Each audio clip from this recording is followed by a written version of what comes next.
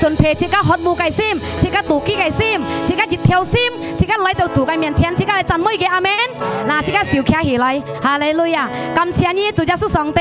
感谢一个恩典，感谢一个恩爱，感謝一個恩賜本愛到啥，見當照那，愛到啥都係特別嘅人，愛到啥都係喜樂嘅人，見黑照見不黑照，愛到啥係嚟歡歡喜喜，愛到嚟讚美，愛到係上帝，愛到嚟敬拜，愛到係上帝，因為到主耶穌上帝，安息愛到啥，見黑照，愛到嚟感恩，愛到啥，但愛到晒信心嚟到主嘅面前，愛相信，越是愛到讚美，越是愛到敬拜，上帝嘅變則發生，上帝嘅大部分發生，要不平嘅得到好，感謝你主耶穌上帝，自家相信，自家準備，自家嘅心，自家嚟讚美，自家係上帝，自家齊齊嚟講，阿門，托獎上帝。哈利路亞，大家認識自家嚟講，哈利路亞，哈利路亞。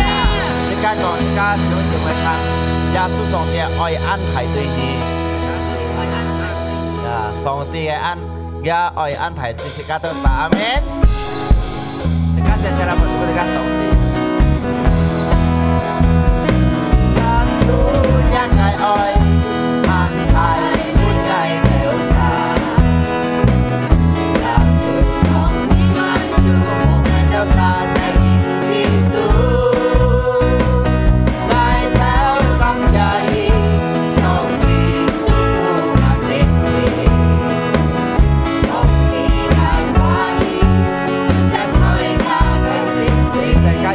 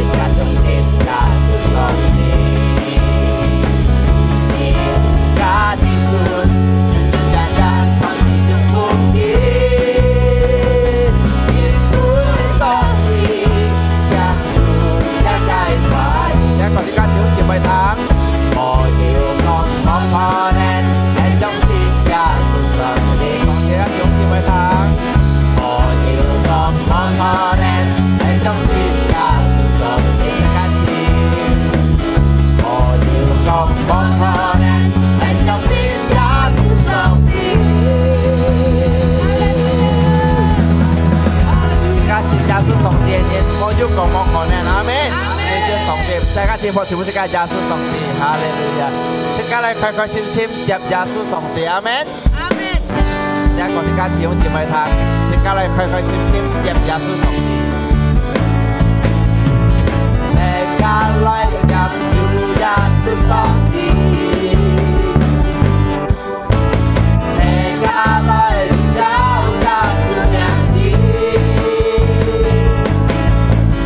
จูยาสูแท้ให้สองปีจูยาสูแท้ให้สองปียาสูยาสูยาสูยามอย่างดีแต่การที่เราเทกาลอยจับจูยาสูสองปีเทกาลอยยาวยาสูอย่างดีจูยาสูแท้ให้สองปีจูยาสูแท้ให้สองปียาสูยาสูยาสูยามอย่างดีสานมุยฮอสานาสานมุยฮอสานาสานมุยฮอสานาดุงยาวยามอย่างดีสานมุยฮอสานาสานมุยฮอสานาสานมุยฮอสานาดุงยาวยามอย่างดีเทกาลอยจับจูยาสูสองปี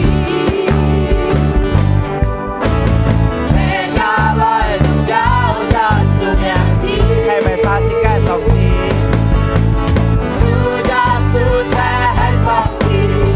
จูยาสูแท้ให้สองปียาสูยาสูยาสูยามอย่างดีเทกาลอยจับยาสูสองปีเทกาลอยจับจูยาสูสองปีเทกาลอยยาวยาสูอย่างดีจูยาสูแท้ให้สองปีจูยาสูแท้ให้สองปียาสูยาสูยาสูยามอย่างดีสานมุยฮอสานาสานมุยฮอสานาสานมุยฮอสานาดุงยาวยามอย่างดีสานมุยฮอสานาสานมุยฮอสานาสานมุยฮอสานาดุงยาวยามอย่างดีกันจะพอถึงสองปีสานมุยฮอสานาสานมุยฮอสานาสานมุยฮอสานาดุงยาวยามอย่างดีสานมุยฮอสานาสานมุยฮอสานาสานมุยฮอสานาดุงยาวยามอย่างดีสานมุยฮอสานาฮาเลลูยาสานมุยฮอสานาสานมุยฮอสานาดุงยาวยามอย่างดีสานมุยฮอสานาสานมุยฮอสานาสานมุยฮอสานาดุงยาวยามอย่างดีดุงยาวยามอย่างดีดุงยาวยามอย่างดี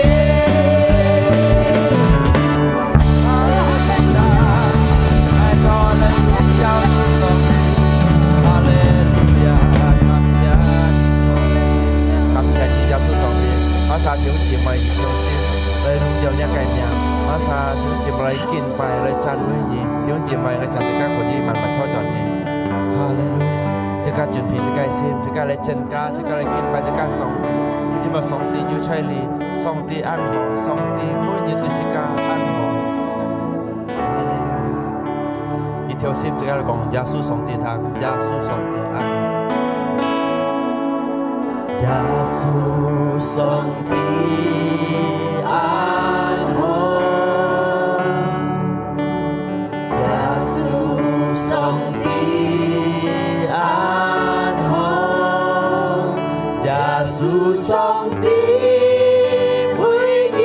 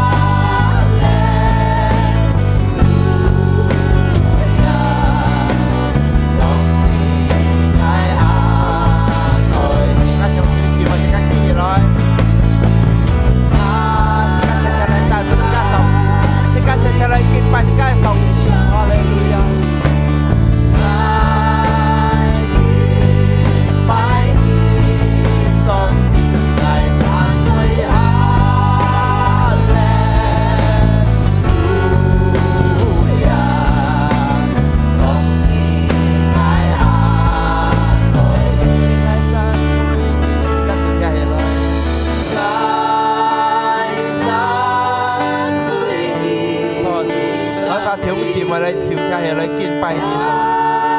一條線馬撒嚟讚美嚟見拜，哈利路亞，感謝你上帝，馬撒相信一切你。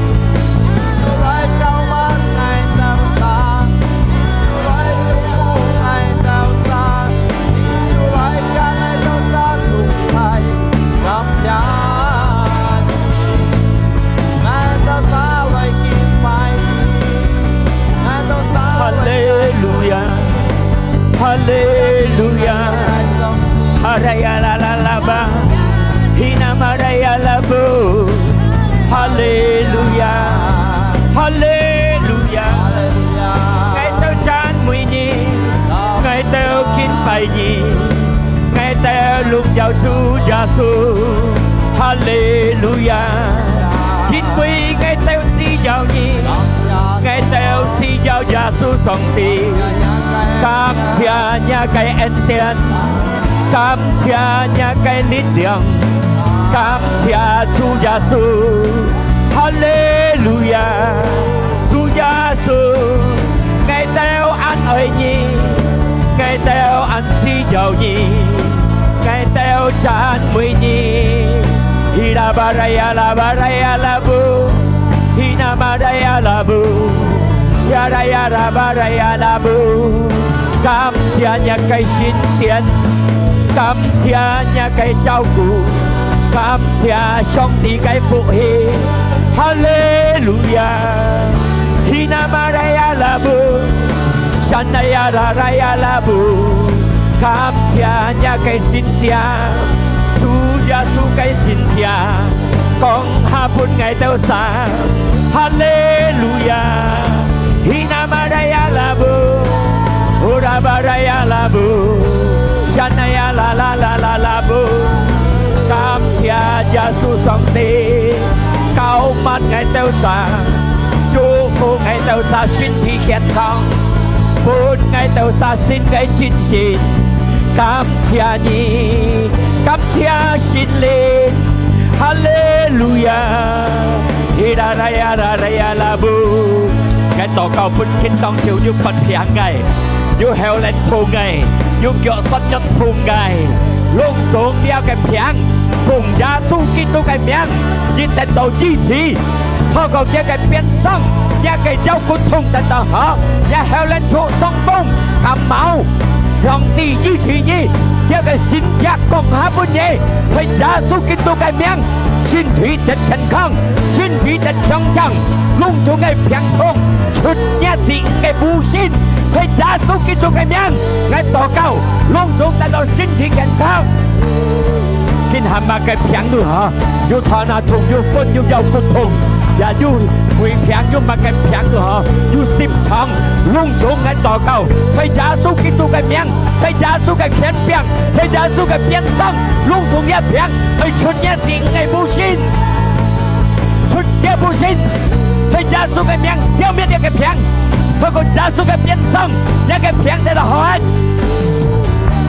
感謝一個信者，感謝一個能力，感謝一個變相要支持隆重一個旨意。我相信見到一個旨意，得到身體健康，得到身體強壯，身體幸福，得到一個平安，得到一個健康，得到一個力量。好，謝恩主耶穌。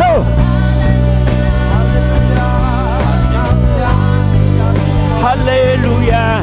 哈利路亞。感謝你主耶穌，感謝耶穌嘅能力，感謝耶穌嘅信者，感謝你主耶穌，哈利路亞，哈利路亞。哦拉巴拉巴拉巴拉巴拉巴，哦拉巴拉呀拉巴拉呀拉布，哈利路亞，哈利路亞。感謝你主耶穌，感謝你聖靈。我相信聖靈要做了最好嘅本日子，但身體不平嘅得到健康了，身體弱嘅得到新嘅力量了，心中你要煩要受理嘅得到一個快樂。我亦當我都係聽一個福音，聽一個話，cầu mắt luôn trùng nha cái gì cầu mắt phụ nhìn cho nha cái phá vì là người ta thế tận nha cái phúc thôi còn nha cái phá nhỉ thời giá su khi tu cái miệng người ta cảm ơn người ta tỏ cầu chỉ cả thế cả amen hallelujah hallelujah giá su chiến đến giá su sẽ ngay sẽ giá su họ thiếu phân từ giá su còn nha gặp biệt thì họ thấy như vậy nhỉ dân mình như vậy chứ phân ngày sinh này chín xin nhiều gạ lá em món á chẳng cho yêu phiền ăn yêu khai lọ yêu khen kháng giết thiến yêu ha nhưng bị xây xong tí cái phong miền chỉ cả chửi khai lọ cái nhén chỉ cả chửi tận phúc cái nhén amen hallelujah dân bị chỉ cả cái sang miệng xây chủ cái phá như đi kết thiện amen lại ta xong xin nha cái sang miệng xây chủ cái phá như đi kết thiệnพอเซลเป็นสุญญาสูยิ่งไปส่งที่cái phá cònช่วยที่sẽยึดชิดไผ่ต่อกองจอดcònช่วยที่ยึดชื่อให้ยึดตัดเส้นcònช่วยที่จุฟุช่วยจุฟุcònช่วยcái họช่วยhọ amen ส่งที่cái pháที่ชิดไผ่ใครยึดcáiสิ่งกินใช้ซีเปียนกี่33ที่คิวเจ็ดMazmur 33 ayat 9詩篇記33條9節一個法樣講到，一個法都講到，因為佢講法，嚟曬佢講法，上帝講法，上帝講法都隆重都發生變相啊，隆重變相，佢講嘛計都相嘛計，幫ไป咧天體，讓人มั่งอยู่ตลาดต้นไม้อยู่ผู้ภัยhọ，佢講อยู่กล้องช่วยอยู่กล้องอ่ำช่วยอ่ำ咧ปีศาจใครเลยปุ่นใครเลยช่วยอยู่กล้องอยู่อ่ำอาเมน講ที่講法隆重都會發生，隆重都會上，佢講呢個奶爆筍爆炒爆米東西爆薯，隆重都爆下出，係咪啊？啊！呢講到水到嘅隆重嘅到要嘛計隆重變要生要嘛計，三馬都係生小行藝，阿們。隆重上帝講嘅法一天發生，因為一個法是失敗，個了佢接係基本命令，一天隆重變生要，加入這個人類嘅錯，佢變到本這個生命。本cái lính本cái hy dịch ca giờ đi sau dịch dịch ca tất lý khơi sòng tì nhưng bởi dịch ca xin chung tụ lý dù sòng tì cái nhạc sĩ cái phun lọ hy cái lính bên dịch ca phun lọ hy bên dịch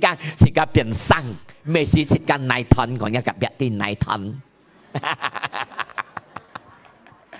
nhưng bởi cái bên dịch ca sang á cái biến sang dịch ca sang yêu thông minh gì phì hiểu lại chân mùi chủ amen所以講一個別啲熱啲冇離開上帝，離開上帝寫了這個錯用你幫學你冇任何奶，因為上帝講啲錯從奶裏爆發出，一個數出嚟爆出，係你錯你數你翻你對出冇音冇奶熱停嘅事得緊。các ứng hình như kẻ mà hong hay xịt tuổi như biểu cái môn nhắm suối dịch thính ngắt ứng giá xịt biến ứng phù gắn thì các nhìn mô thân ở song tí môn nhắm buồn song tí biến xì xíu hiểu không á so dĩ mô lý khai song tí á diễn bởi song tí cái phá tu hẹp bưng xì các lít liang có cái phá xì các tật tỏ khiếng thôi có cái phá xì các tật tỏ phụ hề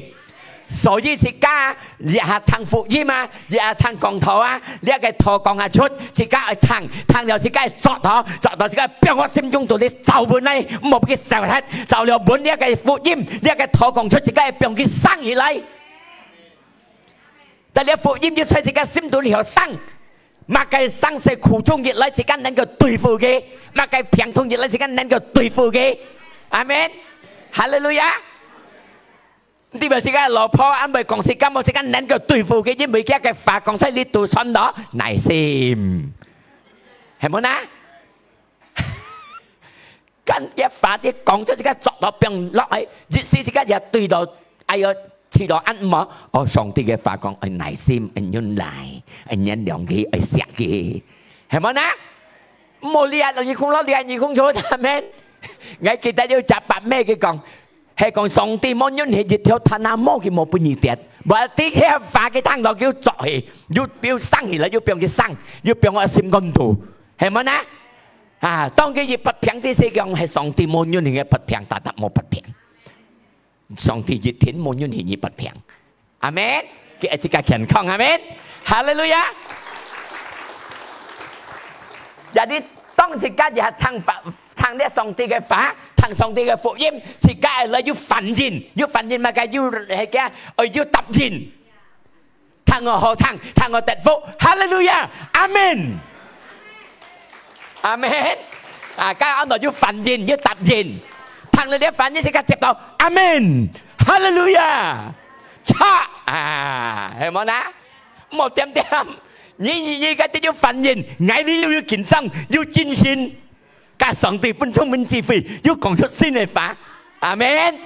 ฮาเลลูยาแต่เป็นไงสู้กัดสิกัดเลยที่ใดโอ้หล่อนนอย่าทาง福音อย่าทางขอสามารถอยู่กับจินชินอยู่พอชิวอยู่ไข่ละอาเมนงั้นช่วยคนสิกัดเลยหล่อยินซื้อยันยินไปหล่อซื้อยันยินไปหล่อแต่เป็นแค่ซิมจงเลยแค่สั่งเป็นช่างเขียงอยู่จินชินอยู่สมังงัดไอ้ยังอาเมนnhìn nhúc thị khỏi dưới lõ khỏi dưới sau ta biết thì cái sim linh ai phò lát cái lính phò ai lát hiểu không na lõ du lịch khỏi dưới tuổi ta biết tuổi họ một tuổi họ sao líp họ cái phi họ dân thì tuổi khác tuổi thiểu xíu phê gì sao amen hallelujah所以是家嘅生命就係主嘅法力嘅天，破少分主耶穌。嗱，自家嘅生命主力嘅天嚟講，有啲啊，自家人扮演行啲事件，雖然自家用嘅知道冇可能，但係自家係虔信乜嘅？虔信上帝嘅法，知道冇可能，特別自家虔信自家信心。人講冇可能，自家思想嘅只有冇可能，人班有可能，特別自家虔信上帝嘅法，熱天發生，阿門。但係呢，呢個dua raja-raja ni kaya ke, dua raja-raja liu thì nhị hiệp sĩ. Tông cái hà lia cái Samaria cái sáng đó, bún lia cái pin ma, Aram cái pin ma, bao bùi lia còn đó á, cái bao bùi á, cái còn ở đi đấy. Dân heo lia Ben Hadad Raja Alam lung tung siêu cái những cái còn cái pin ma lung tung cái pin ma lấy thiên thiên bao bì lia cái Samaria sang tỏ hay ngay còn cái bên hướng thì chỉ mấy thằng dù phải cho cái pin ma bao bì lia sen kiểu giống cái bao bì siêu chỉ cả một chút nhếp cái sen lung tung cái bao bì siêu lia siêu hệ xe lý định bao bì siêu lia cái pin ma phải cho pin ma bao bì siêu á cái bao bì là cái thì nhị xíu chết tao lấy sang tiền bao bì mò chuột nhíp mà tí cái tủ cái tung sĩ ta đắp quỳ ไม่ใหม่กุยมาไกตัวเปลี่ยนกุยยิ่งที่ไปแค่ช่วยยูจิตตุดเปลี่ยนเหลียงปะเชียนมาเห็นมั้ยนะติดย้ำที่ไปเปลี่ยนแก่ปะเชียนมา所以cái tuổi東西luôn chuẩn đủ quỷ，但係那因為呢個生到呢生個用田包圍hết，一個意思樣講，我講本用田字咪個鬼탕，生個用田包圍hết本phải嘅，可能呢下用田字咪本門田包圍到，生色苦中白色包圍到，咪等於冇奈何，喂，稱讚而心生色嚟平同嚟包圍你。惡燈包圍你，痛苦包圍你，係而家接下你看，要用包圍到馬嘅貴，但係 B 而家看嘅第七章，第一節，因個嘅第七章，呢個艾麗莎嘅僕人，聽上帝嘅福音，聽上帝嘅話，日都要。聽上帝嘅話，你艾麗莎講，上帝嘅話語人樣講啦，少咗幾啦樣，隆重提升貴嘅變便宜，隆重貴嘅少咗安樣嘅點鐘生變便宜隆重，冇可能㗎，電包圍係馬上少咗出又便宜。但係你嚟實講咧，上帝嘅福音話語講出，上帝嘅話講出，隆重少咗含中愛便宜。2 Raja-Raja 7 ayat 1 ya 隆重便宜但係呢，繼續入邊嘛嘅第二節咁樣講到，第二節 ayat 2要邊嘛嘅邊嘛嘅腳趾，佢突然呢個上帝嘅僕人嘅先知，馬上要人事。少咗又隆重便宜，你係自家嘅生保定包圍超，人班人業求法，冇可能。實家裡本上帝開一個天門，冇可能有便宜，隆重包圍超，冇可能係自家別晒一樣用嘅這個思想，你係平包圍到，冇可能呢時候，呢個問題冇可能要流出，呢個痛苦冇可能有半個開啦。呢一個白色冇可能有得到開啦，呢一個平通冇可能有得到包圍超，隆重冇可能，超了你嘅生保撒瑪利亞嘅生定包圍超，比方嚟講新嘅樣定包圍超，少咗馬上隆重又便宜，冇可能你講你唔係唔相信，睇新嘅講題節咪？隆重一切嘅情況，看到冇可能，但係自己熱條心，去相信上帝嘅反應，一天發生。阿們，要反應，要到做了嘅，做到了，隆重冇可能，對自己思想人人講冇可能，但係自己對上帝嘅反應，一天發生，一天有可能，要接到。一天有可能，然後呢，看一個上帝嘅法講出去，上帝嘅法講出去，冇失敗。佢阿呢啲講，我哋界線每人哋要滿了，一個聖經講第3節，界線每人哋要滿了，要4日嚟過嘅啲。佢阿呢上到呢講法，我每人哋要4日嚟過嘅啲，4日嚟過嘅前望睇法，哇！佢講，自家呢錯定時啊！落上度也係事，自家咧個快轉向，也搏擊唔會死樣。計時呢事不實冇變，我係講兄弟姊妹哋問計，上帝嘅話呢啲也講出，上帝嘅話講出去冇失敗到講真，隔嚟個時日出安片上帝會啲，但係嘅話自家看到出自己阿lâm，自家看到出講我呢方面呢錢。一個反應唔行，反應進出到半個4日嚟過嘅，4日嚟過行通，哇！自家你啲一時，落上度一時，個快腳一時，好讓自家你去行。簡單嚟講，呢4日嚟過要過呢快腳呢邊個，順一啖睇嗬，個上度自家嘅人也係時，我時冇時，個個偏殺也獨裁，也時係講佢本自家生咩生樣。mang tí đi xì lại có giả hàng lại có bông bài xì bùng tùng cắt ơi lại có yêu chanh hưởng mà yêu sang mà như đó sắm khoai là sắm nhân cô yêu hưởng Jadi dia cái hướng lại có dịch hàng đi xăm gì chứ? Song ti biến kỳ cái ban phải nhìn, còn nên cái bề thằng nó ăn thái xin pin ma pin. Dia cái phải có xèo xíu tiền đó. Cái người kia là một cậu đi ban nhìn, yêu thái pin ma lại số gì cả. Padahal chẳng xịt lại có hàng lù, tapi tùy song ti,冇yêu còn冇可能, amen. 是啊，嚟個行路叮叮當當叮叮當當，嘅冷浪熱響，嘅安快腳撐到太邊馬來啊，走啊！變hết cái bộ chỉ xả biến hết cái tù à má cái tù yêu à má cái xịt bút liao à má cái tù yêu chế phí à. Jadi dia siap lại có lỗi cái môn nhân đi rằng sama tiểu siêu cái tù kiếm đó cái tù東西啊xịt liang à má cái tù chế cái xì xa講切家大將切家xì xa對面唔公平唔冇吐息咯。冇吐息咯嚇，所以講入嘅人冇吐息，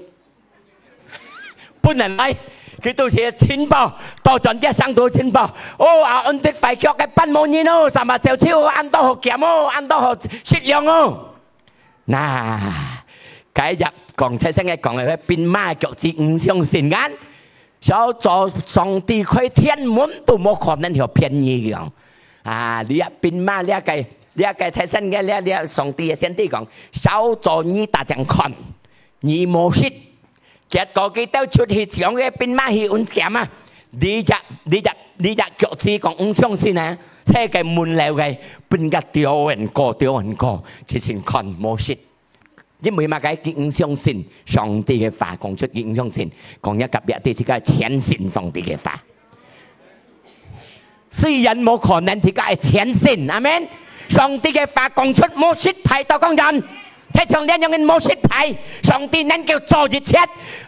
看到冇可能，但係在上帝嘅話講出冇失敗，上帝變佢要做，呀！你一個變馬叫真相信，結果變人丟死佢，因為唔相信。你用呢一個先知上帝嘅僕人講出嚟話，少做你大將看，你冇失，結果就係發生。Berarti 小做隆重變便宜嗎？隆重聽見嘛？唔是累買啊，聽見mình cho nên買個質量要啊！上帝嘅話講出，冇失敗到講真，一定要做。成功日隆重聽見才快腳嘅設計部嘅啲嘅嘅買安度啊，買東西嘅都買個質量啊，買個東西個車皮啊，便宜少聽實。快腳成日變唔係包圍，你相信上帝嘅話語，雖然知道冇可能不到平，你問題冇可能要攞出，你痛苦不實冇攞出，你相信嘅話語，上帝嘅話語，你相信一定發生本嘢，阿們。但係咩講上帝嘅話語一定發生本嘢，因為到。佢講上帝講法，喺以弗所書13條5，上帝講：我唔是병恨你，我唔是冇罪你。阿們，你要痛苦，要快樂，要不平，要不實，上帝唔是講冇罪你，上帝唔是병恨你，等啥？可能自家嘅字唔是家親戚朋友，打你你睇叫佢咪병恨自家，上帝唔是병恨自家。阿們，哈利路亞。啊！還有佢講乜嘅？1哥林多10 13，隆重嘅市場，你經過呢下都廿三嘅日常嘅，唔係超過一嘅力量。啊！所以而家得到逼迫，得到痛苦，上帝嘅話講而家啲日常嘅唔係超過一嘅力量，因為上帝忠心看待你，唔係超過一嘅力量。當你日電到呢市場之時，佢開路本嘢，嚟就相信就報小文主耶穌。阿們。羅馬書8:30節有講到。因為隆重家，隆重講我家嘛嘅，隆重睇真嘅人咪不失痛苦平痛唔好嘅，不講呀，隆重家，呀，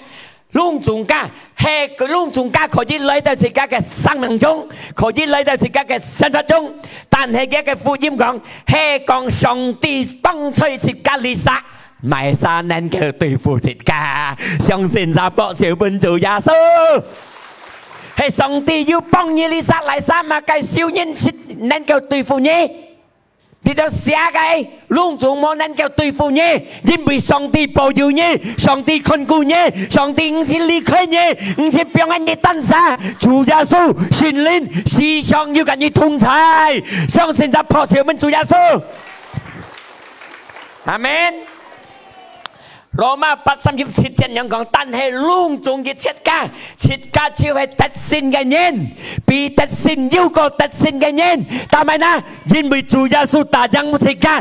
做主耶穌嘅人啦，做主耶穌嘅人啦，比得勝要過得勝。阿門，哈利路亞！人班人係冇比得勝嘅人要過得勝。你下你就阿哥咪出嚟做嘢。做成日呢邊咪拿兩條船，嘅老婆冇冚，仲看傳經唱歌，加幾隻船嘅兩條嘅拿本嘅老婆啊，竟是做得兩條間，加之係比特勝嘅人要個特勝，係咪啊？實等緊啲阿哥出嚟出汗，竟是出汗嘅做乜看傳經讚美主，加得兩條本本，加之係比特勝嘅人要係個特勝。是剛是本人超差，唔是大叻能忙，唔是定出國，唔是定丟失自家，耶穌定了本自家，自家相信嘅，自家比得勝要個得勝，耶穌得勝，自家比得勝要個得勝。阿門，哈利路亞。所以講一個別啲信主最快樂。阿門。雖然看到冇可能，但係自家係滅強，自家係信心。你嘅經節嘅邊個講亞伯拉罕990歲，家嘅老婆安諾撒拉米利亞，對唔住，老婆燒緊了，老臭了，但係上帝講法。我愛本意用字存台，從呢個字裏出，隆重民族得呢個福。呢個阿伯拉罕，我都890歲嘛，未曉。我個老婆都冇行話，未曉。啊，嗰都是個人喺樣人，但係上帝唱出嘅話，一天要做。阿伯拉罕死到100歲，朗誦要入四方，破四分上帝。但係未曉呢？羅馬4:18節咁樣講到，羅馬4:18節，雖然一啲冇大有希望，但係呢個亞伯拉罕本希望嘅相信，佢能做按照民族嘅阿爸，就上帝講出嘅話，日後呢個子孫多到難定。接下去嚟講加熱嘅19節，加嘅信心唔係弱。雖然佢啲嘅身體失分咗，因為90歲，因為嘅歲爭得100歲咁，嘅老婆安到撒拉，嘅受驚了。接下去嘅日談20，但係對於上帝唱出嘅，一啲冇擔心，更唔係冇相信。講一個別啲上帝嘅話，即係一天係相信。亞伯拉罕一啲唔係擔心，但係佢滅強嘅信心，榮耀主，破小本做耶穌。21節，因為佢有堅強嘅信心，相信上帝講出嘅話，一天上帝要做。阿門。上帝唱出本隆重兄弟姊妹，佢講有所要你開嘅試探，未啊撒嘅，佢出嘅未啊撒嘅，當你一開，佢開路本嘢，相信實破少。阿門。啊，呢上帝嘅話講出，上帝嘅話在你聖經度咧，即刻可以相信千萬，佢係本事家嘅，就係要做嘅。阿山上帝嘅話講出，你揸本聽到揸本揸本生呢度嚟，並生嚟，一天即刻得勝，一天即刻得福。阿門。哈利路亞。所以即家談公堂之時，唔望係你講嘢嘅公堂，跟你答唔到，係冇啦？佢就係你講嘢嘅接下邊，跟你接唔到；嗌你講嘢兩細嘢嘅公堂，佢接唔到，係咪？嗌你講嘢變耳空堂，你接到嚟落心中度，你個頭講出你變生嚟，加滿天生色不失熱嚟，你個頭講出你記得，哦，耶穌半個千年嘅力量對付呢一切，你嚟相信一個信心變強，相信耶穌半個力量，你能夠對付，就會能夠對付，就會帶你得勝，哦，上帝千能，阿門。哈利路亞！上帝嘅話57排，第二這是按多哦。第二講第三嘅第二變嘅，你係自家嘅生活中，自家嘅生命中，時常自家係點點講上帝嘅話。講到好嘅嚟，喺自家嘅生命中，自家嘅口法亦出出嚟講話要好嘅、祝福嘅、要力量嘅、信任行嘅、本人強嘅，你講出嚟，就自家講出本人，自家又得到好，阿門，哈利路亞。因為你看呢，2 Raja 29，2 Raja 29。你嘅生行，你嘅生度講，所以你嘅人民，你看佢講，你隔你艾麗莎講，你看佢講，你嘅生行看到安強，但係佢嘅水唔強，安恆人冇生長，但係因為gugur唔有生長意思，或者唔強嘅水講。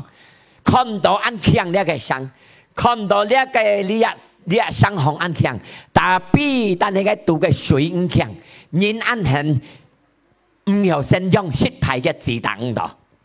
可能自家康嘅，自家愛嘅，自家你度康到嘅，康乜嘅，康嘢勞工悔改，康嘢老婆悔改，康嘢師傅得成功，康嘢師傅得到你自家都隆重自家康嘅。但係冇發生失敗，自家嘅鋪排前面隆重自家你都看到自家愛，但係隆重看唔出事實失敗，接下去你看，加一堂20，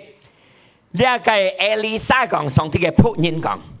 減啲嘅盼來本藝，變到giảm嘅度氣。減了一pan半嘅，第21節，然後佢起，嘅水出水嘅啲，睇呢個嘅水樣緊，出嘅水嘅啲，嘅giảm佢拿到嘅揼嘅石頭睇你，但係呢，因為到上帝嘅話佢講，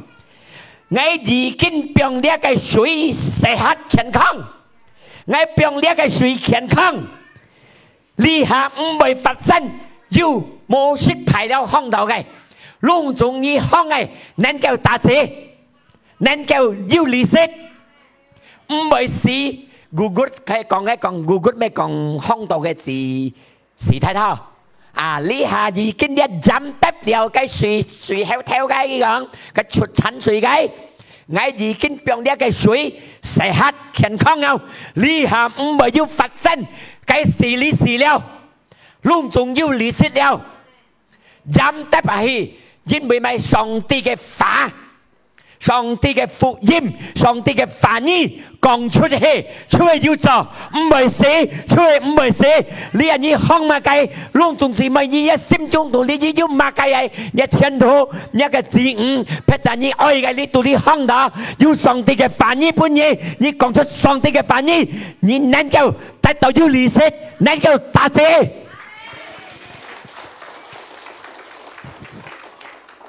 因為22節，這樣嘅了解呢個水變健康到近半日，所以就呢個上帝嘅話語講出去，透過嘅僕人，經當就透過呢個話語，我嘅僕人傳出本隆重兄弟姊妹聽，你要麼嘅你愛嘅你讀嘅，你心焦嘅，可能你咪心焦一些貨悔改，心焦一老公悔改，心焦一分婆悔改，心焦呢個親戚朋友愛嚟拜主，你讀你看到嘅，你禱告給上帝，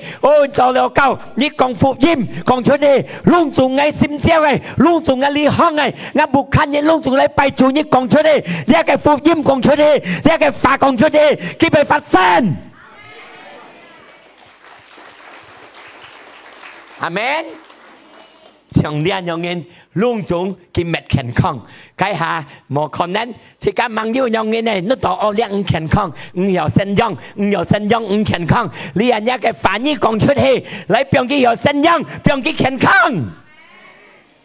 阿門。有啲自家嘅話，講我好嘅嚟，我相信係亞計重複熱天更係拜主，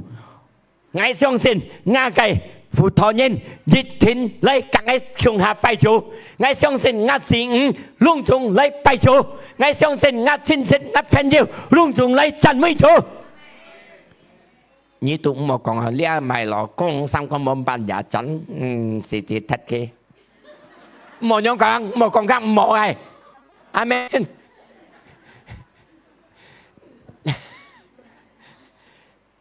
自己講，你係講出上帝嘅話，本自己嘅家庭，阿們。幫弊，讓我睇，我忙信主嘅先嚟信主，正開始信啊！咁牧師嘛，師母講一趟，你看一老公，唔好講佢快樣，你看一老公本信經嚟信堂嘅講，佢係嘅人樣看。人樣講，我老公悔改，難信經日本嚟信堂，係邊個講講話？人哋呢講嘅，家爛鬼就佢氣，咁咪就係。所以自家嘅話係講我好嘅，講上帝嘅話，係咪？所以人哋嘅時候冇可能，兩個做了冇可能，再講有可能，冇講咁唔好了，講我好嚟，因為自家嘅生死，自家嘅血脈嘅法律控制，阿們。你講好，你説到好；你講壞，你説到壞。講一個別堂，門嘅連見你講好也講壞嘅。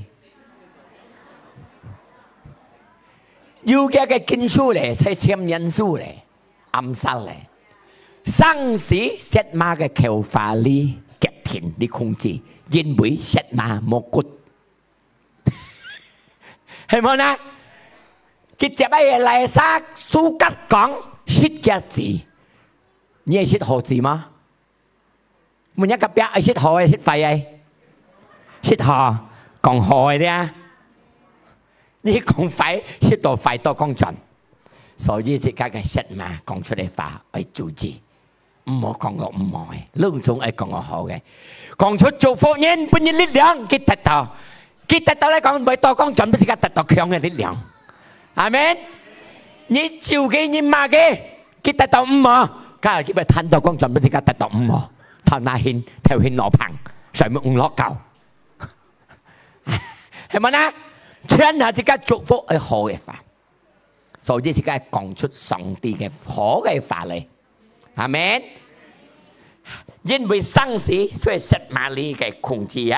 啊！還有一，哎呀，唔掂咯，上嚟，還有兩個冇講到，講幾個？下拜了。對應到嘅題目了，你講我上帝嘅話語極甜，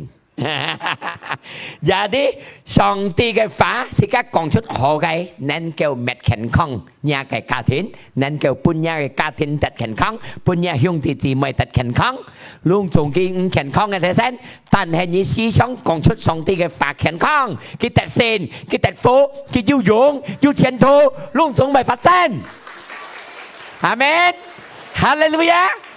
兩計夠了，呀，兩計夠了。相信上帝嘅話語，雖然可能冇可能特別一天之間相信上帝嘅話，一天要發生唔切切派。第二咧講，至少自己講出好嘅話，講上帝嘅話，世界企向嘅破小本主耶穌。哈利路亞。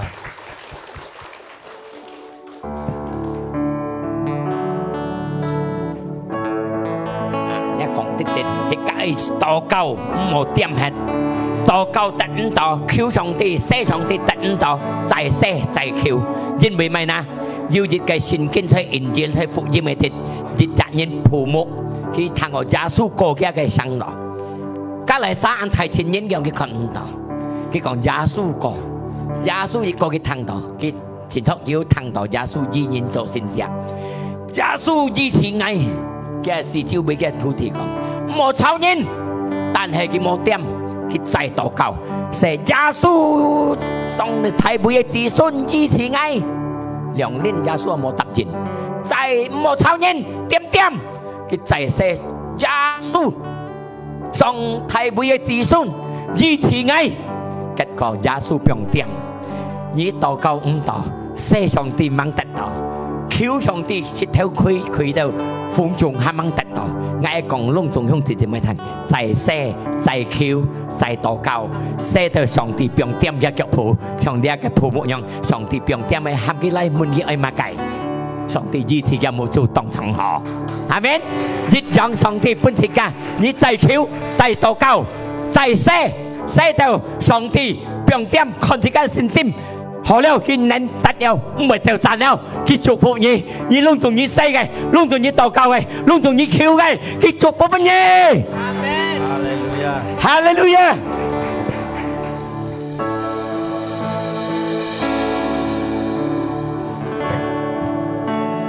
耶穌上帝安好。這個嘅耶穌上帝十分好。唔是병hết隆重向自己問，佢地球自己嘅前途，從頭到尾嘅地球，佢安排將本自己嘅前途，自己順服透過佢嘅法。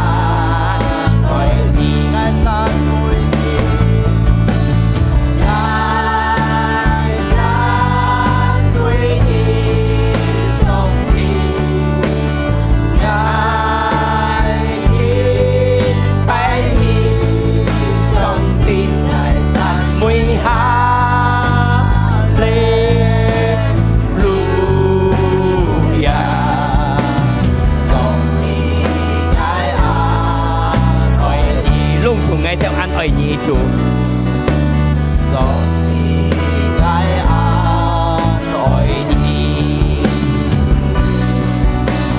上帝